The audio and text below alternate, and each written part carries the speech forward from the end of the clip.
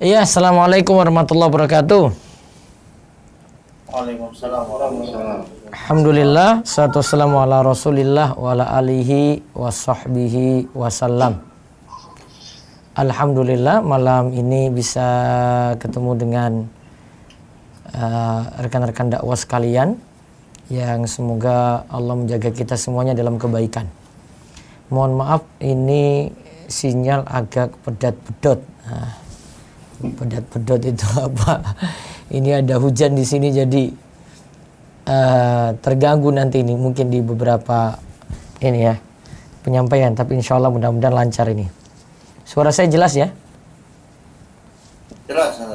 Ya, kalau ada putus-putus berarti memang di sini lagi ada gangguan.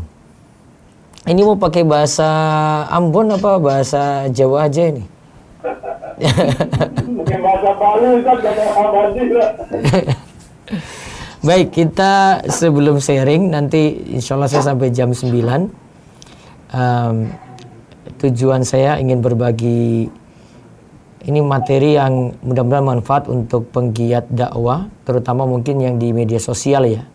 Dan saya yakin antum semua banyak terjun di sini, walaupun ini mungkin materi saya pernah sampaikan di STD Jember. Mungkin ada yang pernah mengikuti, tapi bisa bertanya lebih banyak nantinya. Saya kasih materi singkat saja. Materi saya jelas masuk ya? Masuk Ustaz. Masuk. Ini materinya tentang dakwah digital di era 4.0, di era industri 4.0. Ya, dulu kan kita kenal di tahun 1800 sampai 1900. Nah, ini kita semua belum lahir. Ini temukannya mesin uap. Jadi era-era ini dikaitkan dengan manusia itu bekerja menggunakan bantuan mesin. Terus era 2.0 1900 sampai 1960 itu penemuan arus listrik. Sehingga mulai ketika itu kita mengenal listrik. Jadi tahun 60 itu. Indonesia mungkin masih gelap atau di beberapa tempat saja baru nyala listrik gitu. Terus era 3.0 ini yang kita kenal sampai tahun 2010. Dari tahun 60 kita sudah kenal dengan komputerisasi. Dan industri dibantu dengan robot. Suaranya mantul juga. Tes. jelas kan dari sini. Ya. Baik. Terus era 4.0 4.0 ini di sini tadi komputerisasi. Sekarang kita kenal di era 4.0 itu komputerisasi di pabrik. Jadi semuanya menggunakan sistem komputer, lebih maju lagi. Ini sampai tahun 2019. Nah, sebelum pandemi Jepang itu sudah membuat inisiasi era 5.0 yang dikenal dengan era society. Dari 2019 sampai sekarang kita kenal dengan teknologi dan internet serta manusia itu menjalani kehidupan semuanya barengan. Kalau 4.0 ini yang kita lihat saat ini di media sosial, lewat Facebook, lewat Instagram, YouTube, ada juga beberapa media seperti podcast dan seterusnya. Kemudian society 5.0 yang tadi saya singgung, era society, ini integrasi antara teknologi dengan manusia. Manusia tetap lebih diutamakan di sini, tapi kita dibantu dengan internet. Internet bukan sekadar bagi informasi saja, tapi untuk jalani kehidupan. Kita dulu cuma baca berita lewat internet, bermedia sosial, tapi sekarang internet itu membantu kita untuk gerak, untuk jalankan usaha, untuk dapat pesan makan, ya, untuk dapat pesan kendaraan. Nah, sekarang itu di era society 5.0. Jadi teknologi itu membantu kehidupan manusia. Maka era ini lebih humanis. Nah, era ini kita lihat, kita temukan transaksi online, marketplace, ada dompet digital, e-wallet, ada pinjaman online, ada ojek online dan sebagainya. Nah, maka untuk saat ini kita lebih dalami hukum muamalat terkait halal dan haram ini lebih dalam lagi karena masalah-masalah semakin berkembang. Nah, ini saya skip, ini menjadi umat terbaik. Pendakwa itu umat terbaik, kuntum khairu ummatin ukhrijat linnas ta'muruna bil ma'ruf wa tanhauna 'anil munkar wa tu'minuna billah. Kamu adalah umat yang terbaik yang dilahirkan untuk manusia, menyuruh kepada yang ma'ruf dan mencegah dari yang mungkar dan beriman kepada Allah. Ali Imran ayat 110. Ini motivasi dakwah saja. Pendakwa juga itu masuk pada golongan yang ahsanu qaulan, seperti disebut dalam Fussilat ayat 33. Terus pendakwa juga itu akan mendapat pahala besar dari orang yang didakwahi. Mandala ala khair falahu mislu ajri fa'ilihi. Barang siapa menunjuki kepada kebaikan, maka dia akan mendapatkan pahala seperti pahala orang yang mengerjakannya. Nah, sekarang ini kiat-kiat penting untuk berdakwah. Dakwah itu kita tetap dengan ilmu, ini prioritas utama. Kemudian dengan hikmah. Kemudian dengan lemah lembut. Kemudian secara bertahap, step by step. Lalu lihat kemampuan juga. Keadaan diri kita perhatikan, kita punya kekuatan, kekuasaan ataukah tidak, atau cuma bisa ngomong saja, atau bahkan cuma bisa mengingkari dalam hati saja. Kemudian nanti menyesuaikan target dakwah. Ini dakwah dengan ilmu ya. Ibnu Taimiyah katakan ilmu ada di depan, arifku lemah lembut di tengah-tengah, as-sabru bersabar itu ada di akhir. Karena bisa jadi dakwah kita itu diterima atau tidak, kita butuh sabar. Kemudian dakwah juga dengan hikmah. Ud'u ila sabili rabbika bil hikmah. Berdakwahlah kepada jalan Rabbmu dengan hikmah. Hikmah itu apa? Menempatkan sesuatu pada tempatnya yang layak. Kayaknya apa pending nih. Di sana pending. Sebentar. Gangguan di saya berarti.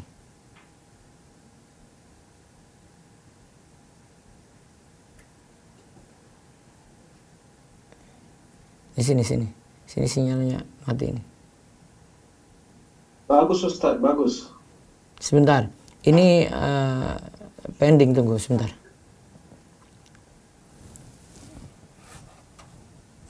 Gangguan sinyal. Ada wifi lagi? Mati terus ya. Saya lupa bawa yang satu.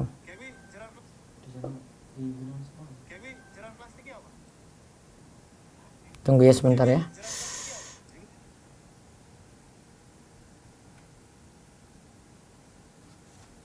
Gak bisa. Kayaknya sinyalnya habis ini. Apa? Bayu 03.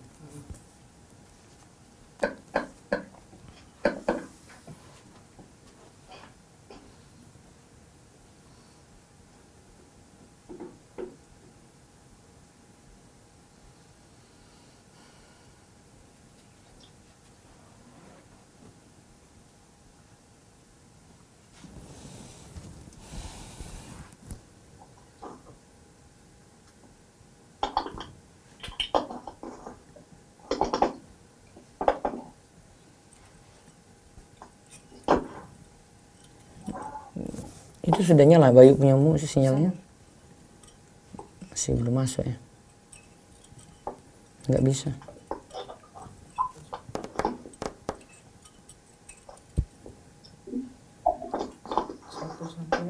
Muter-muter sinyalmu itu.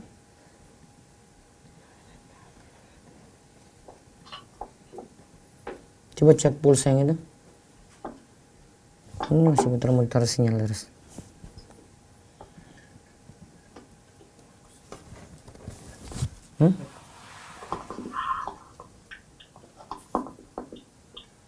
Siapa tahu jodoh punya siapa? Bukan ini yang ya Gustaf? Sinyal yang ini.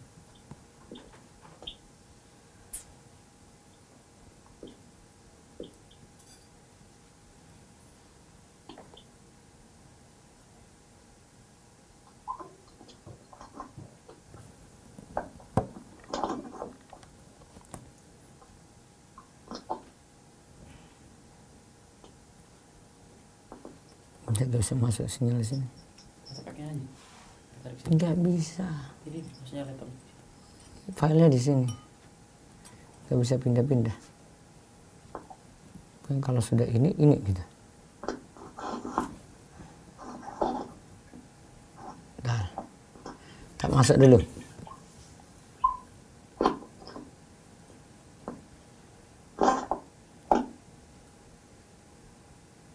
Oke. Suara saya jelas ya? Jelas, Ustaz. Baik. Jelas, Ustaz. Jelas, Ustaz. Jelas, Ustaz. Ya, Alhamdulillah jelas, Ustaz. mudah-mudahan lancar nih. Bismillah. Jadi kalau hikmah itu menempatkan sesuatu pada tempatnya. Jadi kadang kita bicara tegas, harus bicara tegas ketika itu. Kalau bicara lemah lembut, harus tempatkan juga ketika itu. Jadi sesuaikan dengan tempatnya. Jangan di tempat yang kita harus tegas, malah kita lemah lembut atau sebaliknya. Nah itu enggak hikmah. Contoh di sini ada beberapa bentuk, ya, bersikap lemah lembut, sabar dan mudah memaafkan, menyampaikan nasihat yang baik dengan motivasi dalam kebaikan, juga ada mengingatkan dari kemungkaran. Juga kalau berjidal dengan cara yang baik, akhlak yang luhur, santun dan penuh kelemah lembutan. Kemudian mengingatkan dengan kalam qawi, dengan mendidik keras seperti memukul dan menerapkan hudud. Ini tentu di bagian terakhir ini bagi yang punya kuasa. Intinya harus dilatih memang. Seperti kata Muawiyah, la hakima illa bitajribah. Tidak bisa menjadi ahli hikmah kecuali orang yang terus melatih diri. Contoh hikmah di sini ada 6 saya contohkan. Meli waktu dalam beri nasihat. Kita tidak tiap waktu, tapi ini enggak 24 jam, enggak juga beri waktu terus menerus, tapi lihat keadaan. 1 minggu sekali, lihat mungkin hari Kamis lah. Kamis siang gitu pas orang mungkin lebih waktunya longgar antara jam 12 sampai jam 1. Kadang lihat masing-masing orang itu keadaannya berbeda-beda. Bisa juga hikmah itu kita melakukan perkara yang tidak membawa mudarat. Kita nggak kena dosa. Ya, seperti imami sholat dengan mengeraskan basmalah, ini cuma masalah afdholiyah saja. Apalagi di tengah masyarakat yang notabene itu berpemahaman wajib baca basmalah ketika baca Al-Fatihah. Contoh ketiga, menarik hati orang dengan harta dan kekuasaan. Bisa dibentuknya dengan memberi hadiah. Ada lagi contoh keempat, tidak berpakaian eksklusif atau tampil beda. Yang kelima itu menunda menjawab suatu pertanyaan yang riskan di masyarakat. Termasuk kalau di media sosial juga, dalam penyampaian juga kita bisa menunda sesuatu. Ini jangan dulu bahas sekarang, nanti jadi konflik, jadi masalah besar. Untuk akun ini mungkin bisa jadi masalah dan seterusnya. Pandai bersosialisasi dan menarik hati, takliful qulub. Nah ini penerapan dekati tokoh, dekati orang-orang penting. Nah ini kalau kita hidup di masyarakat seperti itu. Terus kiat lagi tidak tergesa-gesa dan berusaha lemah lembut. Karena inarif wala yakunu fi syai'in illa zana. Lemah lembut itu ada pada sesuatu akan membuat semakin indah. Namun kalau itu tercabut, maka akan membuat selalu rusak. Terus bertahap. Kata Ibnu Taimiyah di sini ringkasnya, kita bisa menunda penjelasan sesuatu sampai waktunya tiba. Sebagaimana Nabi SAW itu ketika Nabi SAW itu turun ayat, itu nggak seluruhnya langsung. Tapi ayat ini waktunya diturunkan, nanti ada yang ditunda gitu. Nah maka ada tahapan ketika kita itu berdakwah. Ada materi penting yang dasar kita sampaikan dulu, materi yang tinggi-tinggi mungkin untuk orang-orang khusus. Ada materi untuk orang awam, mereka harus tahu tauhid, mereka harus tahu itu apa itu syirik, tapi tentu dengan penyampaian yang bagus, yang santun, ya tujuannya pokoknya sampai target dakwah itu paham. Terus berdakwah sesuai kemampuan. Karena tadi seperti saya sebut di awal, ada yang berdakwah itu dengan kekuasaan, falyughayyiru biyadi, dia ubah dengan tangannya. Fa illam yastati' fa bilisani, jika dia tidak mampu maka dengan lisannya. Fa illam yastati' fa biqalbi, jika dia tidak mampu lagi dengan hatinya. Wa dzalika ad'aful iman. Itulah selemah-lemahnya iman. Kemudian kita lihat juga siapa yang kita ajak bicara, siapa target dakwah kita. Hadisun nas bima ya'rifun, kata Ali. Bicaralah dengan manusia dengan apa yang mereka kenal. Atuhibbuna ayyukadzdzaballahu wa rasul. Apakah mau Allah dan Rasulnya itu didustakan? Maka beritahu itu sesuai dengan apa yang mudah orang itu tangkap. Anak-anak muda ya dengan bahasa anak muda. Nanti kalau orang-orang lebih dewasa lagi dengan bahasa dewasa. Kalau anak-anak dengan bahasa anak-anak yang mereka ketahui. Nah ini karena dakwah di medsos itu banyak kita target pada anak muda. Ini kiat-kiat dakwah pada anak muda. Nah ini manfaat sekali bagi penggiat dakwah media sosial ya. Pahami kebutuhan anak muda itu apa. Desain postingan itu media sosial itu semenarik mungkin. Gunakan bahasa anak muda juga. Jangan pakai bahasa orang tua. Jangan pakai bahasa yang akademisi gitu. Agar terlalu berat untuk dicerna, dipahami. Selama ia tidak melanggar syariat. Kemudian milih admin juga yang memahami kondisi anak muda. Adminnya ya anak muda juga kalau bisa.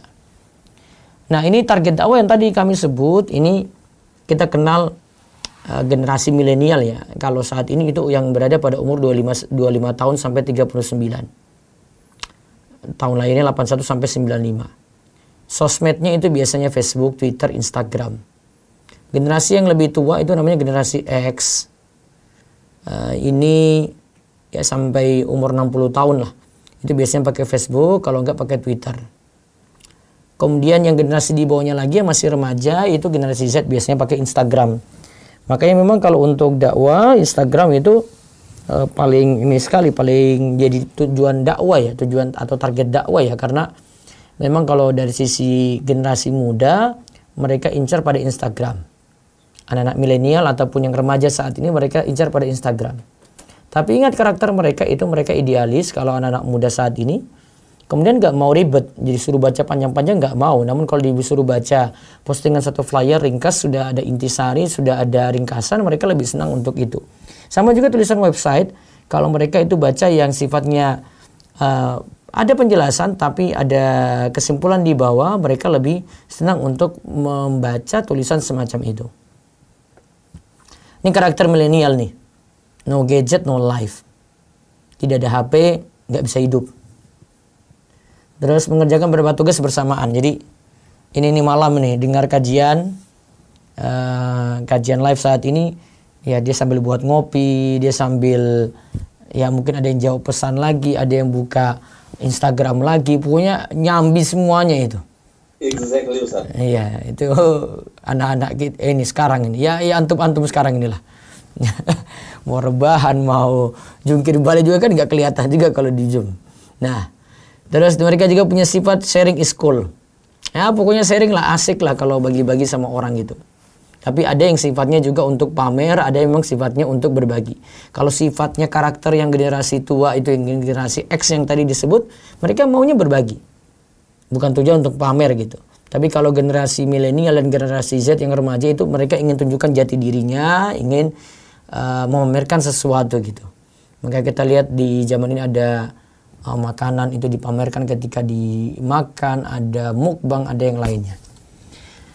Kemudian mereka akan bicarakan yang lagi hot, yang lagi panas, itu lagi hangat-hangatnya, isu-isu, gosip-gosip terkini, mereka itu akan bicarakan.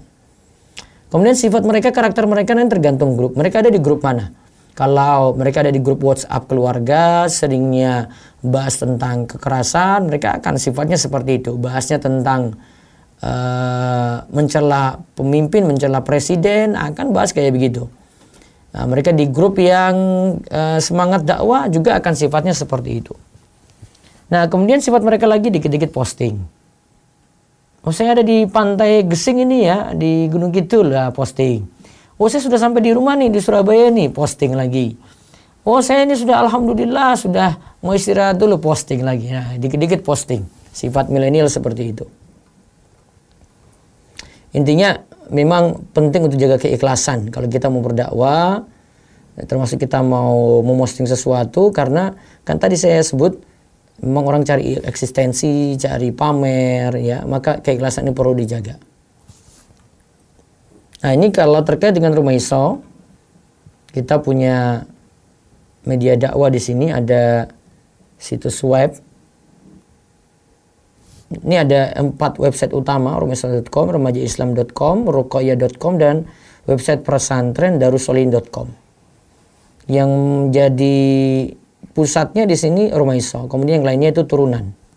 Bisa jadi materinya ada yang turunan dari Rumah Iso atau materi tersendiri seperti yang ada di Remaja Islam atau di Parenting Ruqayyah di ruqayyah.com. Nah, berawal dari Rumah Iso ini, sekarang sudah sekitar 4.700 artikel. Dulu itu dari tulisan di Muslim Or'id, kemudian berkembang di Buletin At-Tauhid sejak tahun 2005. Saya banyak belajar menulis dari Ustadz Aris Munandar. Ini keadaan rata-rata pengunjung itu 80.000 sampai 100.000 visitor per hari. Ini saat-saat saya tidak nulis nih. Saat-saat tidak nulis karena ini pertengahan Desember sampai akhir ini saya tidak nulis sama sekali. Dari awal sampai ini beberapa bulan saya nggak nulis. Namun kalau pada momen tertentu 120.000 pengunjung setiap harinya, bisa sampai tingkatan itu. Kecuali saya rasakan belakangan ini visitor tuh makin turun karena banyak saingan dari website-website besar seperti detik.com, Tribun News, Republika. Mereka incar mereka incar materi-materi dakwah juga, sehingga kita cari tafsir ayat atau ayat tertentu ada di website mereka.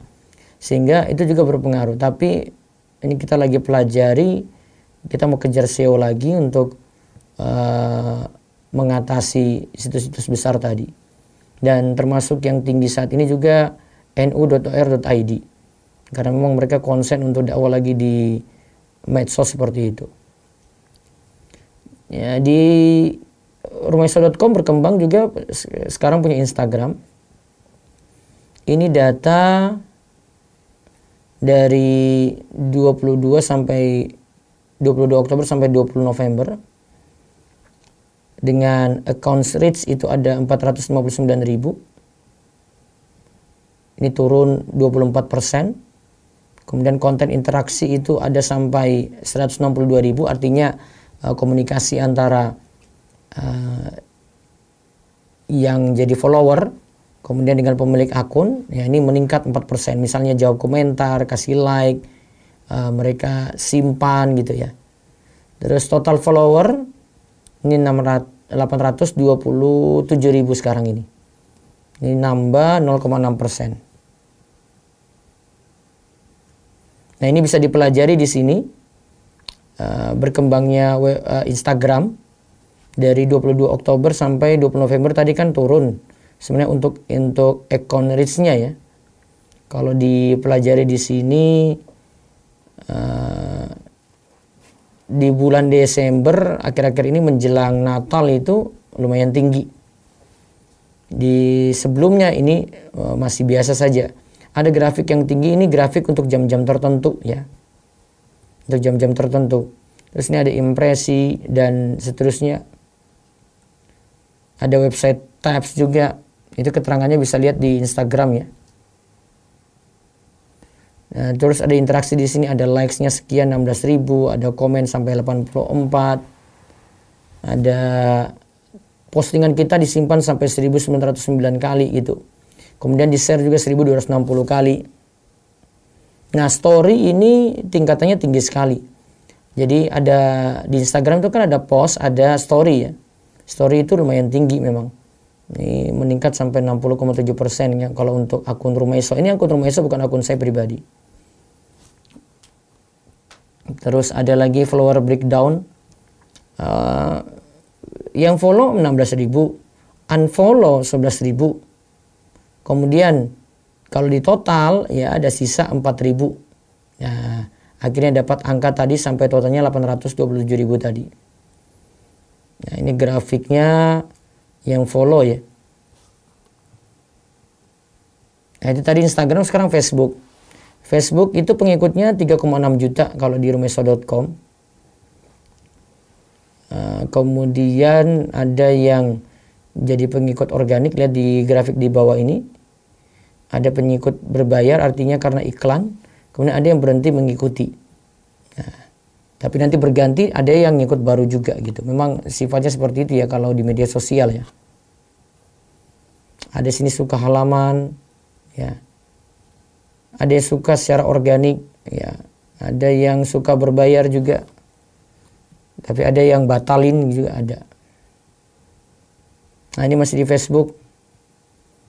Ini ada tanggapan, ada komentar, ya, ada yang berbagi dan lain-lainnya. Di Facebook bisa dipelajari seperti ini. Ini grafik-grafik ini penting sekali untuk menanggapi keadaan akun media sosial seperti apa. Nah, kalau ini untuk Facebooknya, maaf, untuk YouTube-nya, YouTube Rumeso TV. Subscribe-nya 173.000 sekarang. Dengan keadaan subscribe seperti ini, jumlahnya naik turun, fluktuatif. Sebelah ini ada video-video teratas seperti kita punya video animasi, ada juga video memang sengaja dibuat secara dadaan karena lihat momen ya. Tapi biasanya yang tinggi itu pada video-video motion graphic. Itu sepertinya video unggulan di rumeso.com. Dan memang ini jumlah ini sudah lumayan karena kita nilai kalau untuk YouTube kan saya jadi pembicara sendiri gitu di dalamnya. Sehingga dengan jumlah segitu pun sudah wajar. Terus dilihat juga materinya cuma ceramah-ceramah saja yang kebanyakan. Pagi sore gitu ya. Jadi memang orang yang ngikuti ini yang biasanya ikut kajian rutin gitu. Nah, ini podcast. Ini followernya kalau tidak salah nih yang ikuti ya. Yang baru subscribe atau baru follow ya. Grafiknya ada naik terus turun lagi. Ini naiknya ini ketika buka pelajaran baru. Kita buka kemarin Bulughul Maram, disebar via WhatsApp. Kemudian yang berikutnya kan tidak terlalu banyak lagi karena sudah pada ikut di sini. Nah, ini ada materi-materi podcastnya, ada kitab tauhid, ada tadabbur ayat, ya, ada video-video tadabbur nih beberapa. Yang sekarang kita lagi pelajari ini kitab Bulughul Maram. Yang ikuti kalau podcast dari Indonesia ada 93%. Ada juga dari United States, ada dari Singapura, bahkan sampai Saudi Arabia dan United Kingdom juga orang-orang Indonesia yang ada di sana ya. Ada yang dengar dari Apple Podcast ini 42%, berarti pengguna Apple. Yang dari Spotify 16%, dari Google Podcast 8%, Castbox 2%, dan yang lain 32%. Terus yang paling banyak dengar ini perempuan, laki-laki nih 47%, perempuan 38%. Ya, misalnya yang lain yang tidak terdeteksi gitu. Kemudian rata-rata yang dengar podcast ini usia milenial yang tadi kita sebut ya. Yang 25 sampai 40 sini ya, ini kebanyakannya itu di sini. Remaja juga paling senang dengan podcast ini. Jadi kalau mau dikembangkan di podcast. Kita lebih senang dari sisi podcast karena mungkin enak didengar ya, tidak terlalu rumit juga untuk dibuka.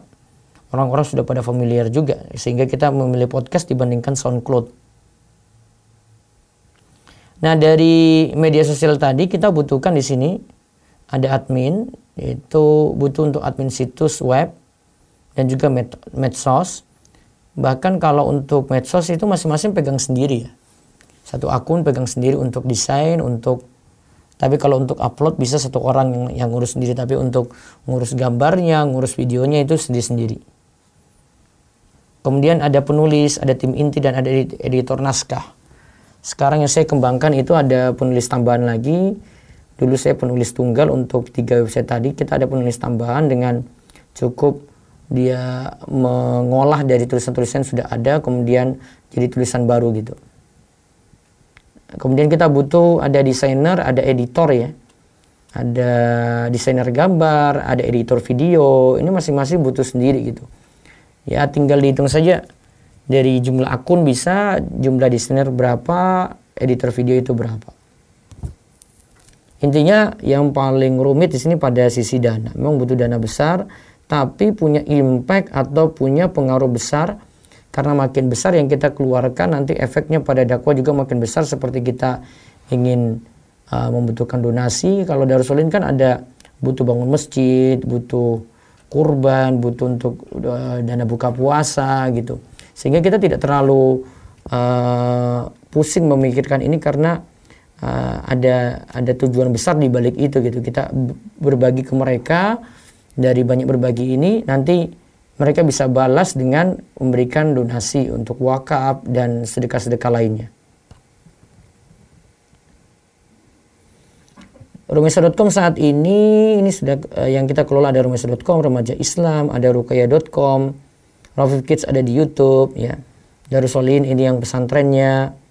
Berkembang lagi ada Biro Jodoh Rumaiso, memang Incar Remaja, ada Rumaiso TV, ada My Way ini untuk Instagram maupun Facebook ya, yang ada di medsos ini yang mengurus anak-anak remaja. Jadi tema-tema remaja juga, DS Muda ini khusus untuk yang lingkungan sini. Terus penerbit Rumaiso berarti yang sudah dalam bentuk tulisan tadi kita rangkai lagi, kemudian jadikan buku, diterbitkan penerbit Rumaiso. Nanti dijualnya di Wifi Store. Terus Rumaiso Store ini untuk offline-nya, offline dari jual buku maupun jual souvenir-souvenir yang lain. Ini kedepannya ini. Untuk pembelajaran ada istilah kita long life education. Jadi kita akan mengajar long life berarti tanpa batas gitu. Kita targetnya ada anak-anak situ, tadi ada Rafiq Kids ya. Ada remaja. Remaja ada dua, ada remaja yang baru akil balik, ada remaja yang mau dekat dengan menikah gitu. Itu nanti materi dakwahnya juga berbeda. Ada keluarga berarti dari sisi suami istri ya. Terus dari sisi sudah jadi orang tua, kemudian sampai lansia. Kedepannya sih inginnya Rumaiso Academy ini ada. Jadi ngajinya bisa secara luring maupun daring, lewat offline maupun online. Satu rumah itu semua bisa ngaji. Itu ada dari anak, remaja, remaja akhir, atau ini mau butuh ilmu pranikah, ada dewasa, sampai lansia. Ini lagi kita rancang untuk Rumaiso Academy ini. Intinya kita dakwah jangan sampai lupakan diri sendiri. Atamuruna nasa bil birri wa tansawna anfusakum wa antum tatlunal kitab. Maka kamu suruh orang lain itu mengerjakan kebaktian, sedang kamu itu melupakan diri kamu sendiri. Padahal kamu baca Alkitab Taurat, maka tidaklah kamu berpikir. Al-Baqarah ayat 44. Kemudian dakwah itu bukan memaksa. Jadi sampaikan saja, dakwai saja, la ikraha fid din. Ya, tidak ada paksaan dalam agama.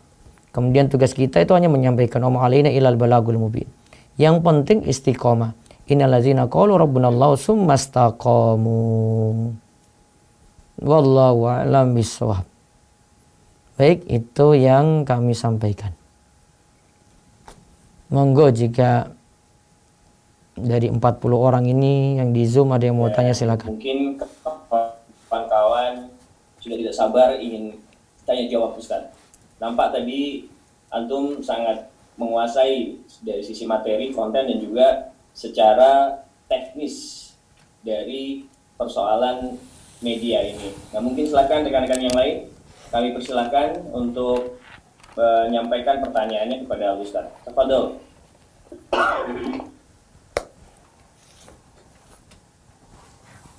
Kang Badi, silakan.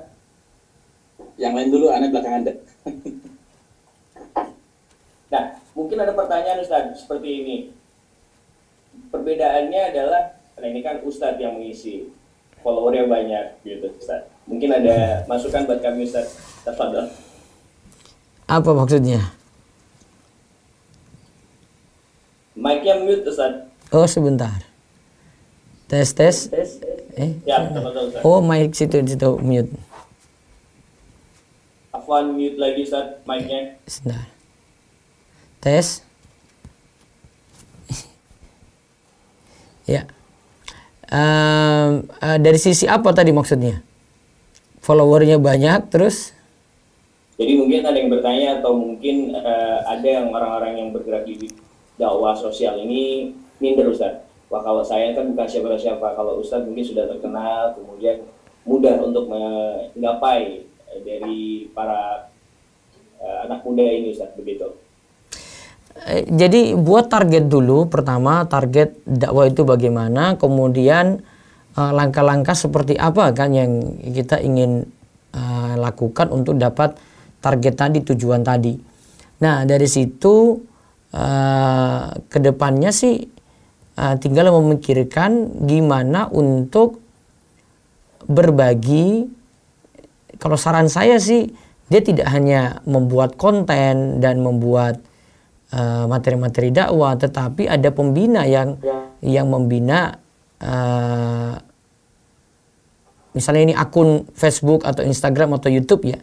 Jadi dia punya satu akun dakwah, itu memang sudah ada pembimbing atau pembina dari para ustadz untuk memberikan saran-saran, untuk berikan masukan gitu.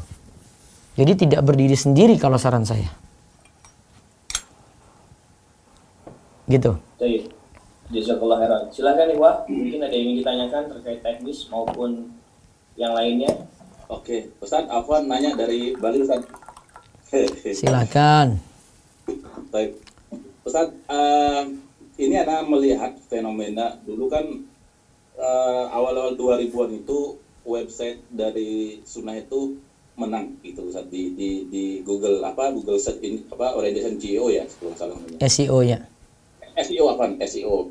Kemudian akhir-akhir ini kok kayaknya sepertinya kita kalah dari sebelah gitu Ustaz. Ini kira-kira apa pengaruhnya? Apakah para ustadz itu asik tanda kutip di belakang kamera sehingga mereka sulit nulis atau mungkin waktunya untuk nulis jarang, atau bagaimana Ustaz? Karena hal ini pun dimanfaatkan oleh tetangga sebelah untuk merebut hati para milenial. Ketika mereka mencari search engine gitu kan, mencari search kata itu apa segala macam, yang ketemu situs mereka lagi.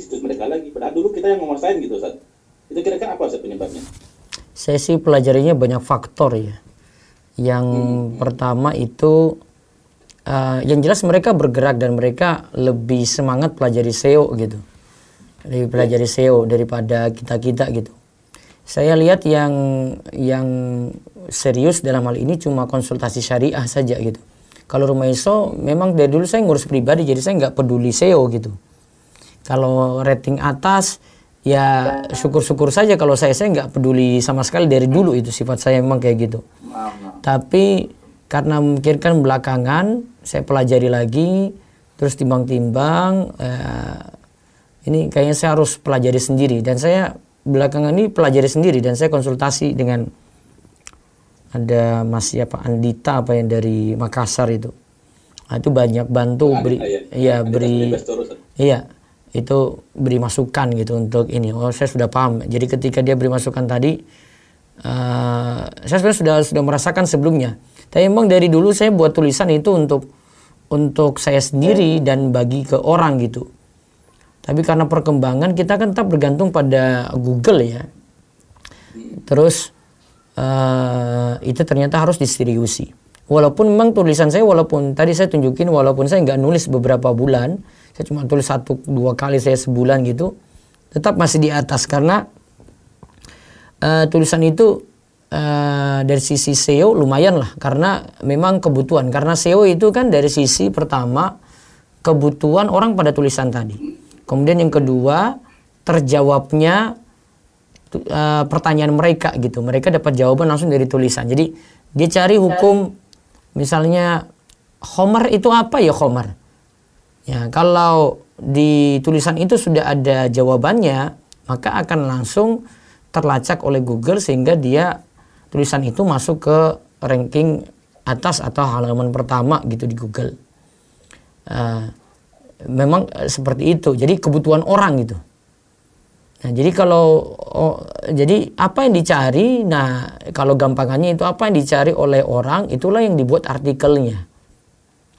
Saya itu mikirnya begini, kalau seperti ini terus berarti saya akan ikut selera dari mesin Google gitu. Makanya dari dulu tuh saya nggak mau ambil pusing, karena emang saya nulis untuk saya himpun ilmu, kemudian norehkan faidah, saya tulis, kemudian mau baca atau tidak terserah deh.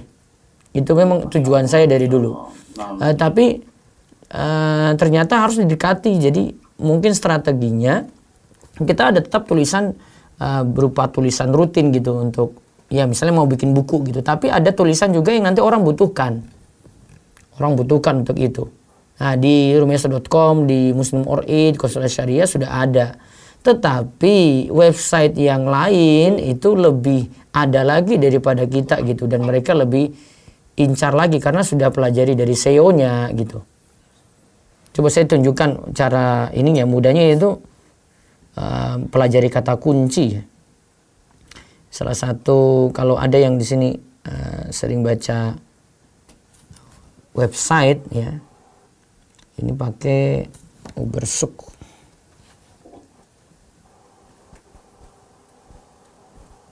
Saya buka Safari dulu ya.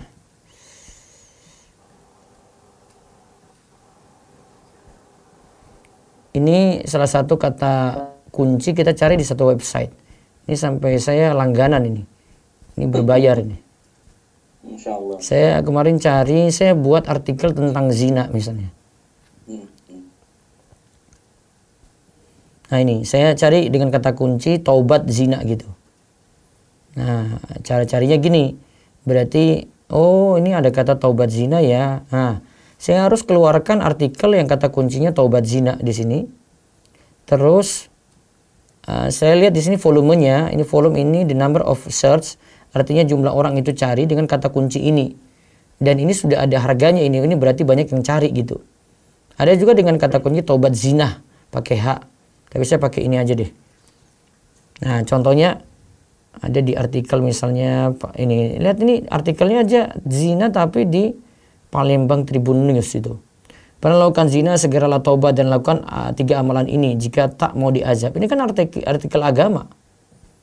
Tapi diambil oleh Tribun News di situ. Sripoku.com malahan. Diambil oleh itu. Jadi website umum sudah, website yang besar-besar itu sudah ambil jatah ini. Sehingga kita saingannya itu dengan sesama website dakwah juga. Kemudian saingannya dengan website besar seperti detik.com dan seterusnya gitu. Lihat aja di detik.com itu sudah artikel-artikel agama sudah banyak. Di Tokopedia bahkan itu untuk cari ayat di Tokopedia sudah ada gitu. Cari aja misalnya surat apa? Iya. Coba aja cari misalnya ini ya, saya contoh ya. Surat Al-Isra ayat 27. Saya biasanya kalau cari ayat gitu. Nah, ini kalam Sindonius. Coba Sindonius. Masa Sindonius yang ini? Harusnya masuk ke tafsir Ki gitu. Kalau website tafsir saja itu kalah dengan koran umum, apalagi website yang dakwah seperti Muslim or Eid, Konsultasi Syariah, rumeso.com tentu lebih kalah lagi. Itu aja contohnya. Nah, ini Tokopedia nomor 1. Baca Al-Quran online surat Al-Isra ayat 27. Tokopedia.com. Itu. Nah, dia sudah incar kan, sudah saya bilang tadi. Ya. Jadi mereka memang pelajari target pasar. Mereka nggak salah, tapi mereka pinter intinya. Oh tahu, orang akan cari ini. Ya sudah Tokopedia biar dia laris, dia manfaatkan itu. Maka pesaingnya makin banyak. Ya, iya. Pesaingnya makin banyak. Kemudian dari sisi yang lainnya lagi ustadz ada beberapa ini ya. Kalau saya sih masukannya pertama untuk ustadz mungkin kurang semangat untuk nulis gitu. Yang istiqomah sedikit. Terus yang kedua dari sisi ini bahasa untuk mudah dicerna, mudah dipahami itu sedikit yang punya tulisan seperti itu. Ada tulisan tetapi tulisannya terlalu berat-berat. Seperti misalnya almanhaj.ir.id itu dari sisi website memang tulisannya banyak, terus pengunjungnya banyak, tapi itu pengunjung fanatik gitu. Pengunjung fanatik. Jadi sudah tahu lah kalau cari artikel ya, ke Manhaj or Eid aja gitu. ya itu sudah fanatik gitu. Tapi orang umum, orang awam nggak mungkin masuk situ. Kecuali kalau dia nyasar dari Google ya masuk situ. Tapi asalnya itu cuma pengikut fanatik gitu. Nah itu masalahnya. Jadi dari sisi ustadz bahasanya terlalu berat. Ya, sehingga orang mau masuk kok nggak paham-paham baca sampai akhir gitu. Maka ditambah lagi sekarang lebih enak baca di media sosial, sudah ringkas, bahasanya mudah. Saya nggak usah baca artikel panjang-panjang. Walaupun sudah dikasih link, tetap dia baca yang ada di media sosial saja gitu. Daripada dia beralih ke website. Nah seperti itu faktornya. Baik.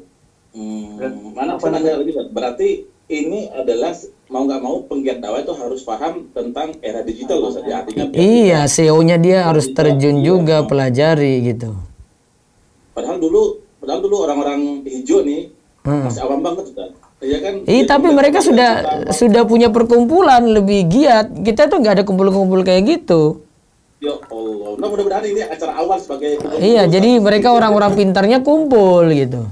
Maka si Andita kemarin bilang mereka sudah maju duluan karena memang ada pertemuan tiap bulan untuk mempelajari dakwah gitu. Kita enggak, kita kepentingannya sendiri-sendiri. Ini yayasan gua gitu. Lu ngurus sendiri aja deh. Nggak mau saling nyokong kan gitu. Nggak mau saling berbagi. Penyakitnya di kita memang seperti itu. Iya, penyakitnya ini. Kalau yang lain nanti punya channel baru atau punya ini baru, pokoknya mau diserang gitu. Padahal dia buka lahan untuk semakin nambah ini juga dan nambah lahan dakwah. Jadi harusnya kita merasa senang gitu. Alhamdulillah sana ada ya, berarti makin banyak dakwah ini ya, daripada nanti semuanya kesini kita nggak bisa layani semua gitu. Sama dengan sekolah sunnah kan. Sekolah sunnah ada yang banyak buka, bukan berarti yang baru buka mau yang lain enggak, sudah nggak muat lagi. Betul, Ustaz. Iya. Masya Allah. Gitu ya Bang Badi ya. Ya, ada lagi. Yang lain. Sedikit aja, Ustaz. Waalaikumsalam. Waalaikumsalam warahmatullahi wabarakatuh. Siapa ini? Dari siapa, Ustaz? Ya, dari Pak Yuniono. Dari siapa? Assalamualaikum, Ustaz. Dari Abu Faris, Ustaz. Ubaidillah, Ustaz. Abu Faris. Dari mana ini? Asyabab.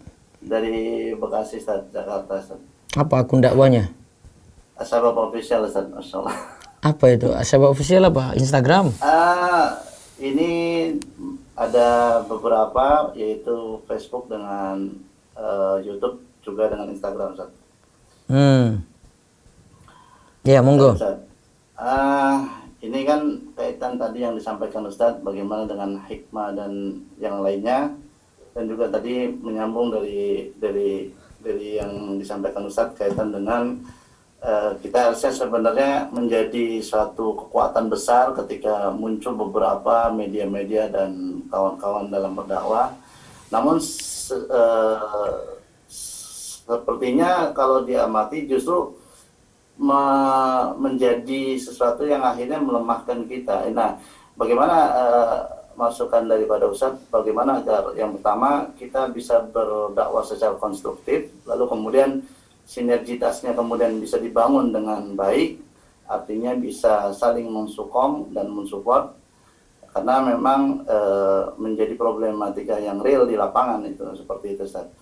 Lalu kemudian terkait dengan selain daripada yang memang akun-akun yang semestinya harus mempunyai pembina, yaitu para asatid, mungkin ada sebagian dari kita itu yang pengen mencoba ikut andil dalam dakwah, namun menjadi masalah ketika dia justru menjadi bumerang, karena isinya itu atau konten-kontennya justru lebih cenderung membuat satu perkara di luar sana, Ustaz.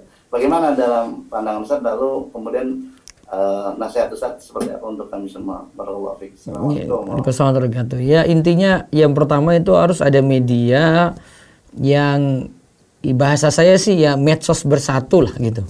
Medsos dakwah bersatu. Artinya ada ada forum koordinasi, terus saling sharing, seperti kayak di TV itu ada RTVC, ada ini di medsos tuh harusnya kayak gitu juga, seperti mempelajari SEO website gitu dan kiat-kiat desain ya, harusnya ada yang satukan lagi gitu. forum sendiri, terus saling berbagi seperti itu. Insya Allah itu akan lebih maju. Ya kayak tadi kita cerita tadi dengan Bang Badi tadi yang yang penggiat yang lain itu kan mereka kumpul-kumpul saling beri masukan, yang dulu kita remehkan ternyata sekarang lebih luar biasa ya, karena memang saling koordinasi gitu. Kalau kita malah ingin saling bersaing dan saling jatuhkan gitu, itu kelemahan kita di situ. Terus kalau ini kok dakwah justru jadi bumerang, makanya tadi jangan berdakwah sendiri, harus ada yang bimbing gitu, kecuali kalau dia sudah starafnya ustadz, dia dakwah langsung gitu, dia yang kelola langsung gitu. Jadi baiknya itu media dakwah ada pembimbingnya, atau ada pembimbingnya juga, namun pembimbing ini jangan lepas. Yang saya belum tahu kalau yang akun-akun dakwah yang sudah ada pembimbing ya, apakah ustadznya itu langsung terjun kemudian periksa satu-satu gitu apa yang diposting, apa yang di share gitu ya. Saya takutkan sudah ada yang dibuat terus diposting, setelah itu ada ralat karena salah gitu, ternyata salah dari adminnya yang kelola tadi. Kalau di Rumaiso itu selama ini tulisan yang ada kan cuma dari website, jadi tulisan di website rumaiso.com, terus dibuat grafik, gambar, dibuat video, ya, video motion grafik itu juga dari tulisan rumaiso.com. Jadi otomatis sudah dari saya sendiri gitu, kecuali ada tulisan yang saya nggak setuju, tulisan saya sendiri tapi saya nggak setuju dimuat gitu di medsos, misalnya takut nanti buat rawan ya, konflik ya. Nah, saya kadang suruh turunkan. Itu enggak jadi ini nanti masalah itu. Misalnya saya langsung singgung masalah apa ya, kalau di medsos rawan misalnya bahas yasinan lah. Nah, ini jangan dulu deh, ini jangan deh, nanti semua pada unfollow lagi gimana gitu ya. Maka kita ada pertimbangan. Namun secara umum saya sudah ingatkan gitu, saya bilang ini yang konflik jangan, pokoknya cari yang standar biasa dulu, orang awam tuh butuhnya apa. Ya, kalau di medsos kayak gitu, Instagram, coba kamu pelajari ini apa yang dibutuhkan ya. Ustadz ini memang mereka butuh cara mandi junub, cara mandi wajib. Ya sudah, berarti seputar itu dia sampaikan.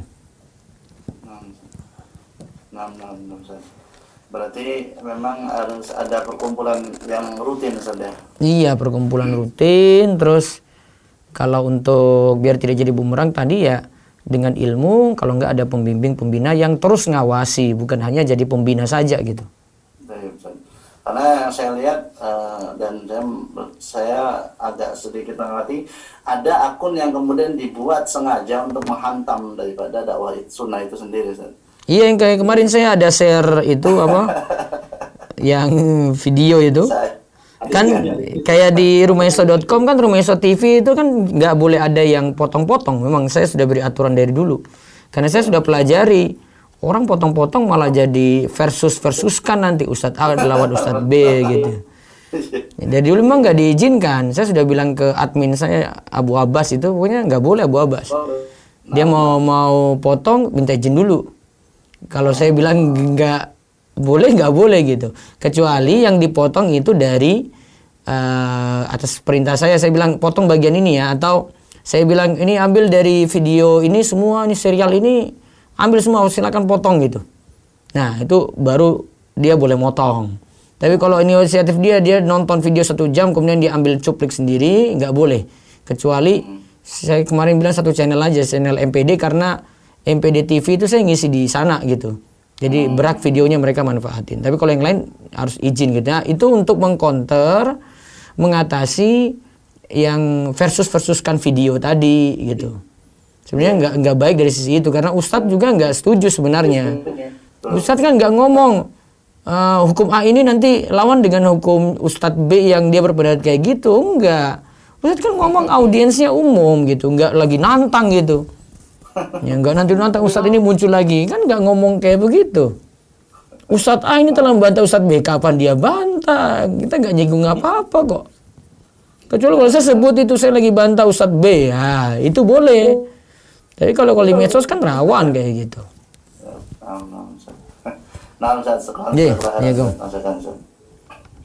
Ya, silakan lagi yang lain.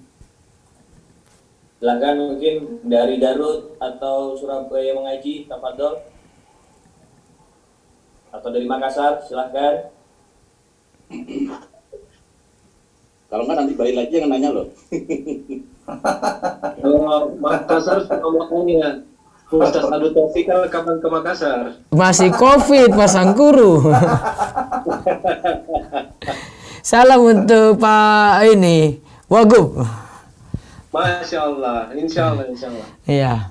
Dia biasanya lewat sekretarisnya waktu itu kalau pas Ramadan itu minta ke saya. Tapi sekarang dia kayaknya tahu jadwal saya penuh, jadi bukan penuh sih, saya malas aja ngisi.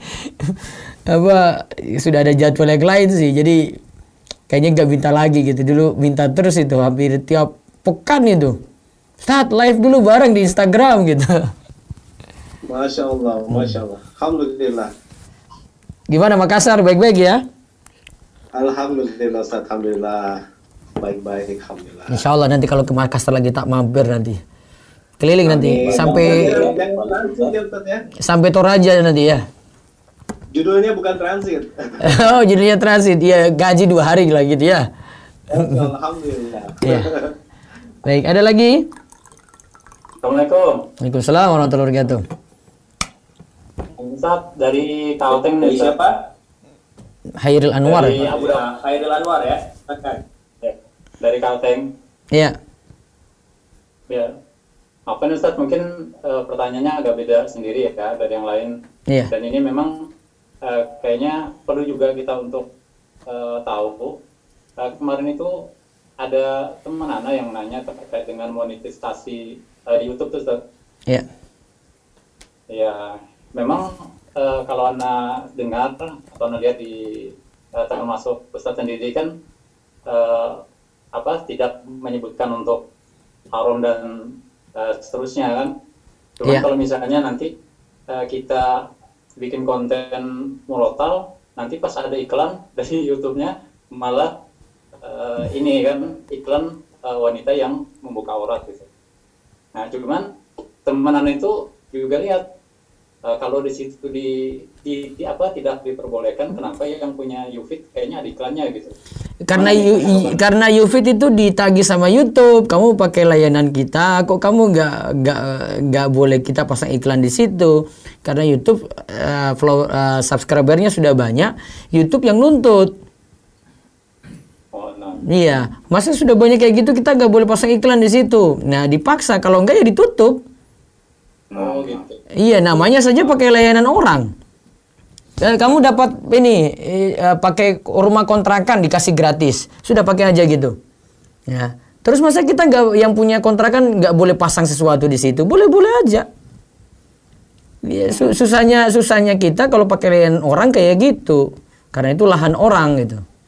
Kita nggak punya hak apa-apa, sehingga harusnya yang subscribe YouTube juga tahu gitu, oh keadaannya kayak gini. Sebenarnya itu masalahnya bukan hanya di orang yang punya channel ya. Itu masalahnya di pelanggan, karena kan sekarang pelayanan YouTube itu kan ada 2 macam. YouTube Premium, ya toh? Bayar. Ya, premium itu bayar berapa ya kalau premium ya? Bayarnya itu murah kok, nggak sampai 100.000. Saya di 2 akun tuh saya bayar itu, supaya nggak dapat iklan aja. Ya. YouTube Premium atau YouTube 90.000 ya?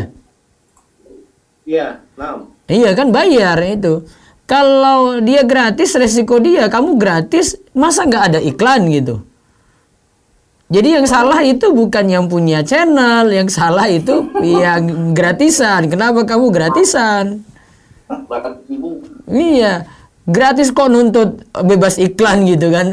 Itu kan nggak tahu diri namanya. Gratis nuntut beda iklan, bebas iklan kan nggak mungkin. Kamu bayar baru bebas iklan gitu. Iya kan? Iya betul. Itu yang saya nilai kenapa monetisasi nggak masalah, karena saya pandangnya dari sisi yang punya channel nggak tahu apa-apa. Yang lihat kan si pelanggan yang nggak punya ini, yang dia nggak bayar, dia mau gratisan kan, dia dapat iklan, berarti salah dia dong. Berarti solusinya gampang. kepada semua subscriber kami, tolong semuanya pakai YouTube Premium saja. Gitu aja, gampang selesai. Iya kan? Selesai kan, umumkan aja, pasang di halaman depan agar tidak murotal ini ketika didengar tidak terganggu. Harap semuanya pakai YouTube Premium saja biar tidak dapat iklan-iklan bermasalah. Kan selesai. Iya dah. Tapi katanya ada yang ini Sat, yang lagi digarap untuk kayak semacam YouTube juga Sat. Aduh, tetap butuh server besar, butuh biaya besar, fulus, butuh fulus. Mau punya fulus besar kayak YouTube gitu. Iya, mau buat kayak gitu bisa deh, buat aja untuk sampingan, tapi tetap ada yang utama. Kayak gini, saya contohkan aja marketplace deh. Marketplace tetap kita mau buat sendiri, tetap yang sudah ada kayak tadi Tokopedia, Shopee, tetap orang akan pakai itu gitu loh. Maka buat aja yang ini untuk ada alternatif, tetapi yang ini kita nggak bisa larang gitu. Untuk sementara saja. Iya, apalagi mereka perusahaan besar yang punya kita cuma ya biasa-biasa saja gitu. Kan beda pelayanannya. Ada lagi? Apa yang Baik, kita sudahi dulu waktunya. Mungkin ada yang satu lagi terakhir. Assalamualaikum. Waalaikumsalam warahmatullahi wabarakatuh. Dari Sampit Mengaji, Ustaz. Kalimantan ya? Masya Allah ya, Kalimantan, Ustaz. Iya, silakan. Kang Badi, Assalamualaikum. Waalaikumsalam warahmatullahi wabarakatuh. Lanjut Ustaz. Ini Ustaz mau nanya Ustaz, tadi kan Ustaz sudah menyampaikan dari awal perkembangan rumaiso.com, terus ada yang dibutuhkan mengurus web dan medsos. Itu bagaimana Ustaz mengenai yang mengurus tadi Ustaz? Untuk sekarang di Sampit sendiri medianya itu lebih banyak ke sukarela, belum masuk ke... Ya iya, kalau sukarela berarti nanti keberadaannya di situ juga sukarela. Iya, makanya. Iya. Nanti dia ngurus ya. Ini terus dia sudah nikah. Terus punya istri, dia ngurus istrinya kan, butuh cari nafkah lagi, butuh ngurus anak lagi. Oh disuruh ayo buat poster dulu. Oh maaf saya ini lagi ada anak saya lagi sakit, ya sudah kalau begitu. Dia karena memang gratisan. Ya bagaimana, maksudnya mau nanya aja, selama ini kayak di Darusolihin sendiri porsi buat medsosnya itu dari yayasan gimana Ustaz gitu? Ya pokoknya memang agak-agak mahal sih memang. Tapi coba aja deh tanya sama desainer kalau mereka itu apresiasinya besar, gimana pelayanan mereka juga kepada kita gitu loh. Tanya aja sama desainer. Beda. Ya, dia akan tulus itu. Ya efeknya lihat aja video-video kalau sudah motion grafiknya Rumaiso, nilai sendiri aja deh. Nah, Ustaz. Iya. Kayak gitu. Nah, itulah makanya tadi saya bilang butuh dana. Dananya ada pos sendiri untuk itu. Bisa aja bikin begini. Jadi dakwah tetap jalan tapi ada pos untuk cari donasi dakwah sendiri gitu ya. Dan memang nanti amanah untuk pelaporan juga ini dikeluarkan untuk apa gitu. Kalau Darusolihin kita ini selain bergantung donasi, kita sudah ada usaha-usaha yang jalan juga gitu. Ada usaha yang bergerak secara offline gitu ya. Itu sudah usaha-usaha besar gitu. Kedepannya mungkin donasi nanti pelan-pelan kita ini nggak pakai, tapi untuk dukung itu dengan usaha-usaha tadi. Memang harus memikirkan seperti itu ke depan. Seperti usaha buku toko wifi yang Rumaiso punya itu termasuk penghasilan besar untuk menutupi keuangan pesantren ya. Termasuk untuk bayar-bayar pegawai dan yang lainnya, itu dari buku aja. Jadi harus memikirkan untuk dana bisa dari donasi, bisa dari usaha yang bergerak, jual souvenir, buku, kaos. Ya, memikirkan seperti itu sekarang biar semuanya jalan. Ya. Wakaf produktif mungkin bisa juga ya Ustaz ya ke depannya. Bisa juga. Barakallahu fikum, jazakumullah khairan. Kita sudahi dulu waktunya. Namun sebelum kita akhiri, kita memohon kepada Al-Ustadz untuk memberikan penutup dan juga nasihat agar kita tetap istiqomah dan ikhlas dalam berdakwah ini, Ustadz. Tafadhol, Ustadz. Ya, intinya dakwah itu bisa langgeng karena ikhlas pada Allah. Makana lillahi yabqa, seperti kata Imam Malik ataupun yang lainnya. Sesuatu yang ikhlas karena Allah pasti lebih langgeng, lebih kekal. Sehingga kalau ingin dakwah terus jalan, ya perbaiki niat, kita sama-sama perbaiki niat, ikhlas pada Allah, bukan harap dunia, bukan harap pujian, bukan harap like, bukan harap ya komentar-komentar baik, ya, tapi yang kita harap itu adalah gimana dari usaha kita ini orang lain dapat kebaikan dengan izin Allah lewat kita. Tetapi tujuan utama kita jadi baik dan orang lain pun demikian jadi baik. Ingat saja kata Imam Malik tadi, makana lillahi yabqa. Segala sesuatu yang ikhlas karena Allah, maka itu akan lebih kekal, lebih langgeng. Demikian.